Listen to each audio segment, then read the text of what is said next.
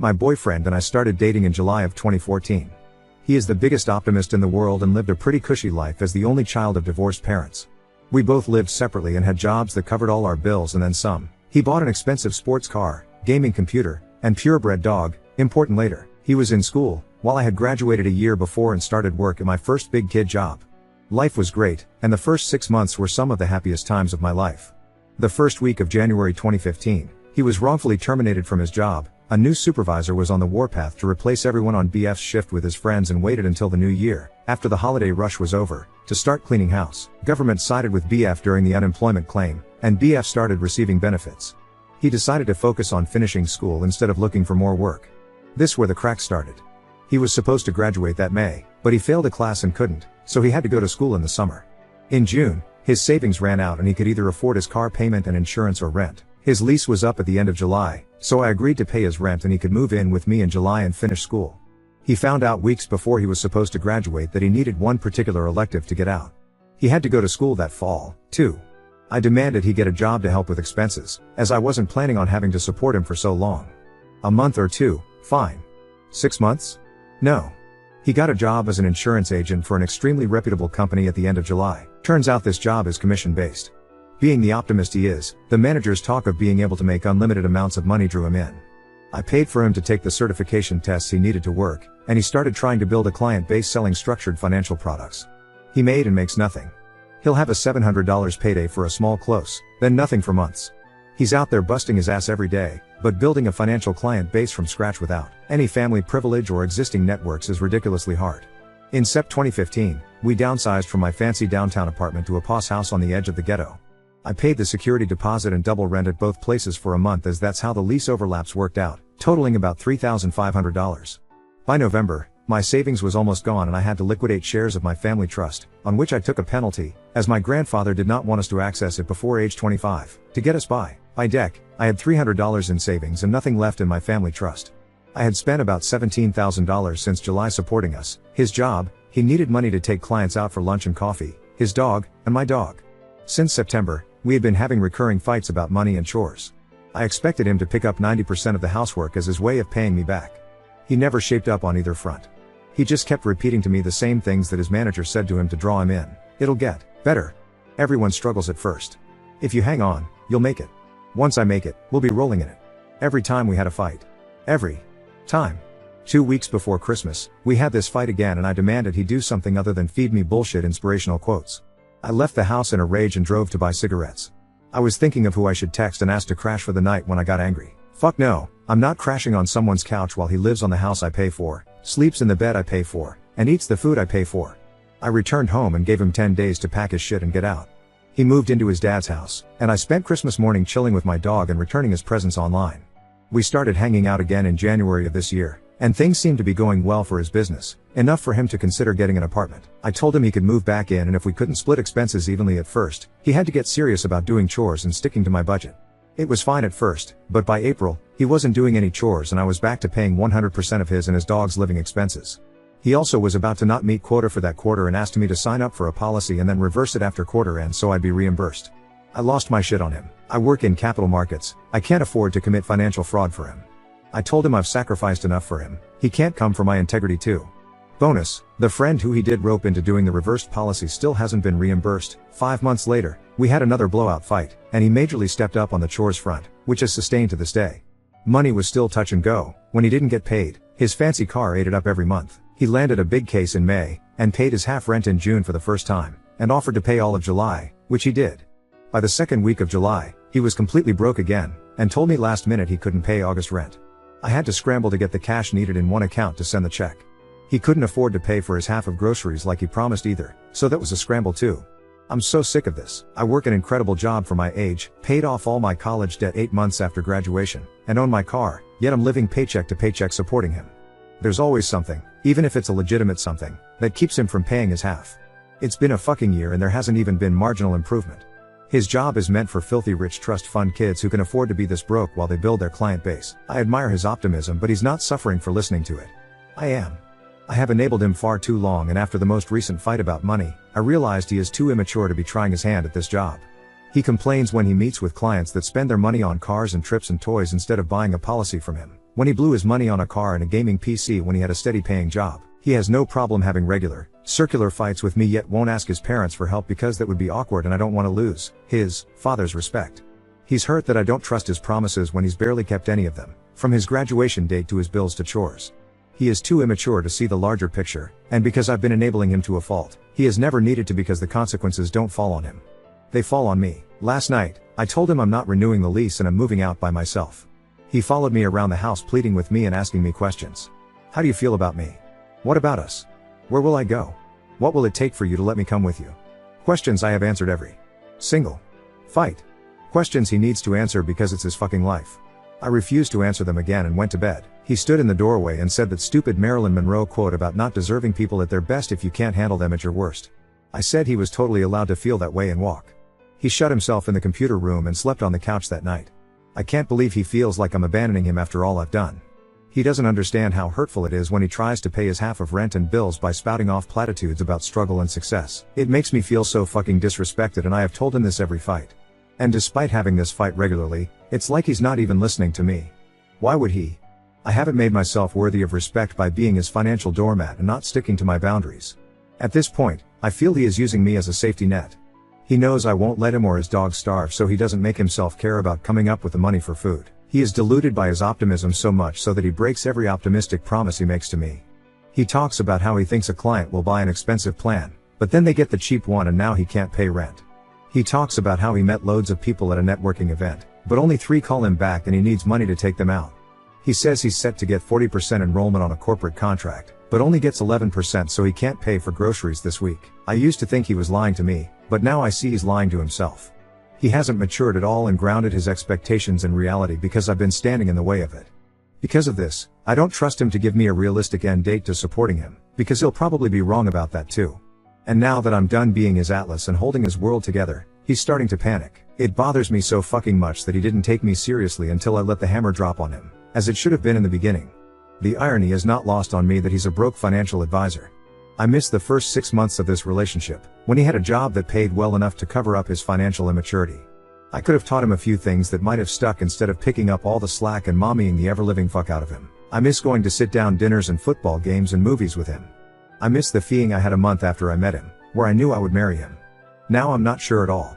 I'm sad I love him. It's a burdensome tether instead of the inner flame it used to be. And maybe this is my own fatal optimism speaking, but that guy is still there, buried underneath all this bullshit. He just has to grow the fuck out of it and take his own risks to learn his own lessons. I can't even explain how badly I want the guy I met back. I'm tearing up writing this. I agreed to him moving back in this year because, according to him, he only needed a few more months to make it and be stable, and I wanted that for him so badly so we could go back to enjoying life together. My hope is hamstringing me, just like it's doing to him. Can our relationship survive now that I'm seriously taking steps to ensure it doesn't bankrupt me? Or am I being stupid and thinking anything will change? Will he move in with his dad and just get him to be the new enabler? What am I doing wrong that's preventing him from understanding how I feel? Update 1. Well, a lot has happened since I made my first post. I guess I'll address it sequentially, since that's how I'm operating right now, moment to moment. After I made that post, I decided to truly cut him off. I changed the Wi-Fi password, froze the credit card I gave him, applied to close our joint accounts, and threw out any gifts I ever gave him. We were planning on attending a dork convention over Labor Day, in Atlanta, for those familiar with the con scene, that I had budgeted paying for both of us over a year ago. I told him he couldn't go unless he paid for his half of the hotel and tickets, $600.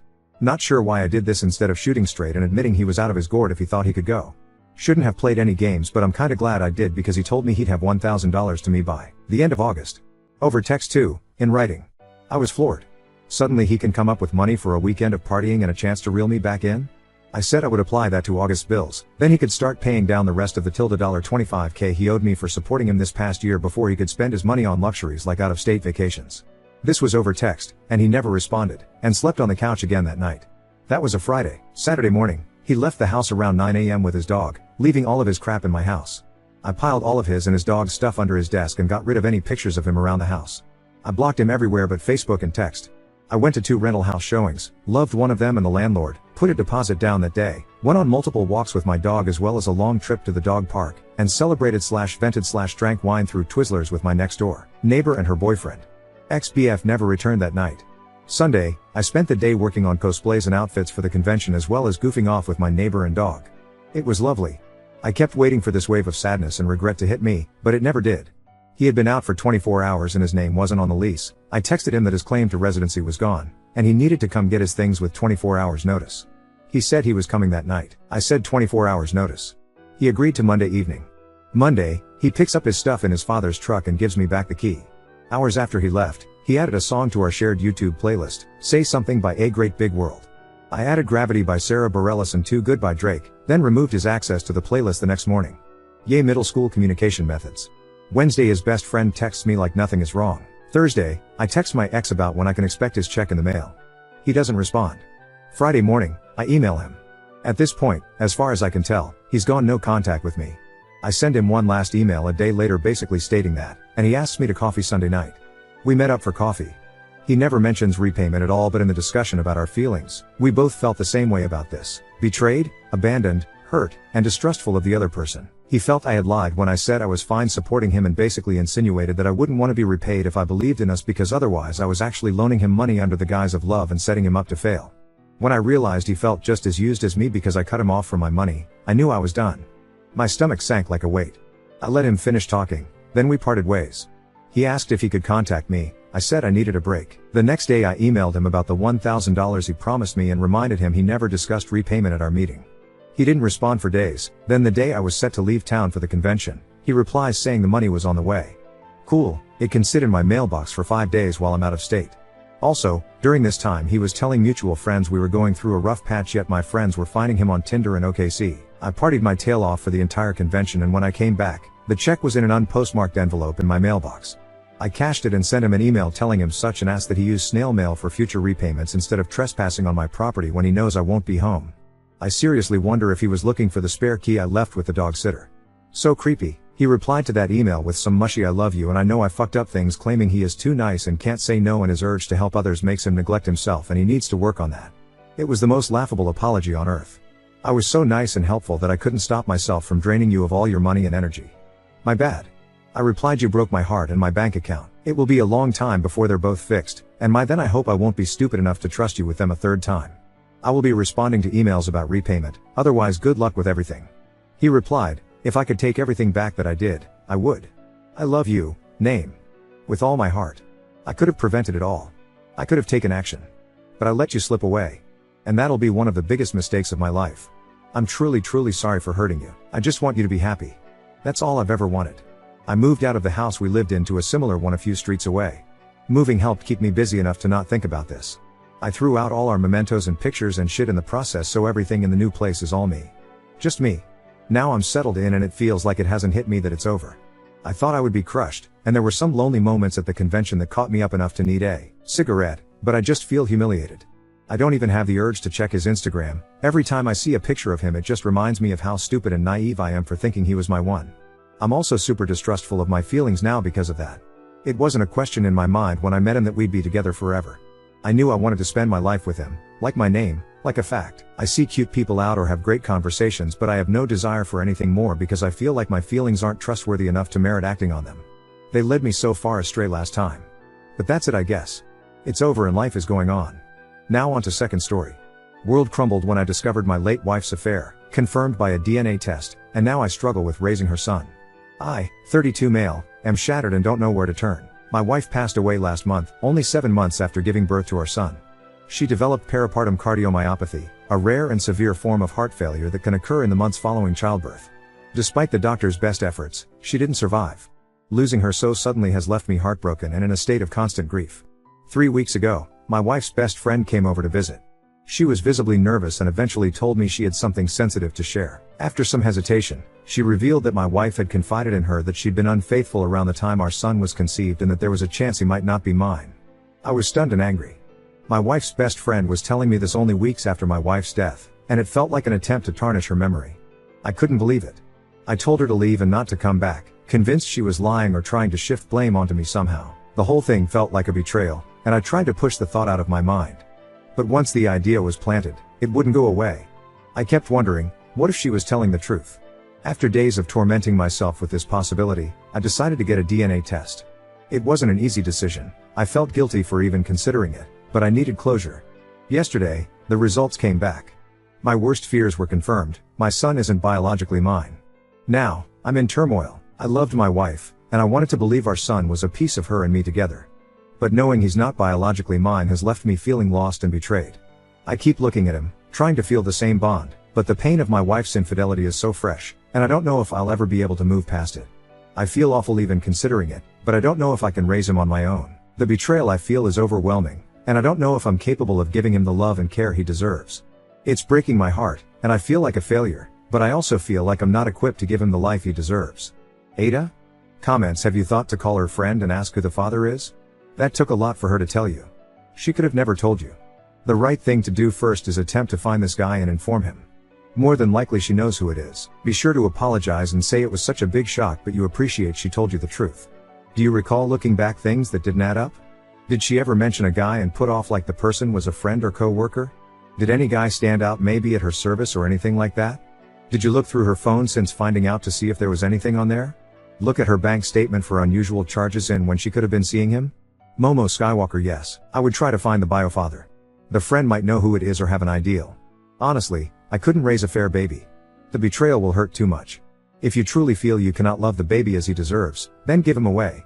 Either to biofather, your wife's family, or adoption.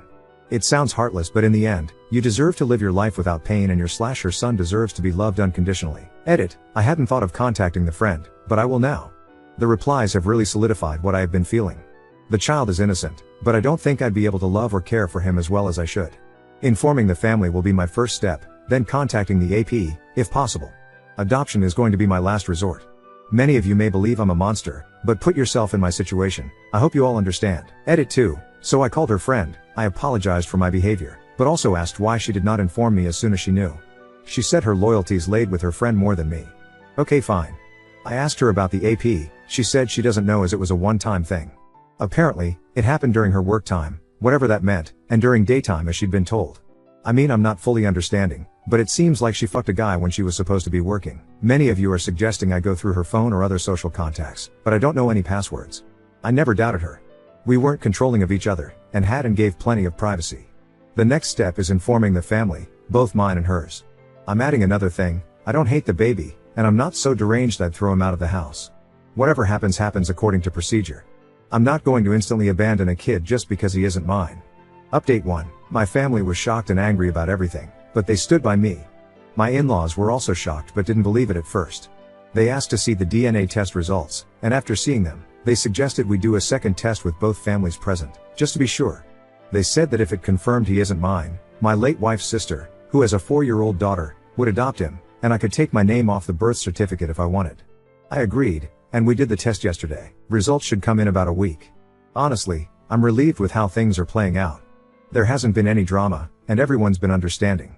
I've also talked to a lawyer who said getting my name off the certificate should be straightforward with the test results.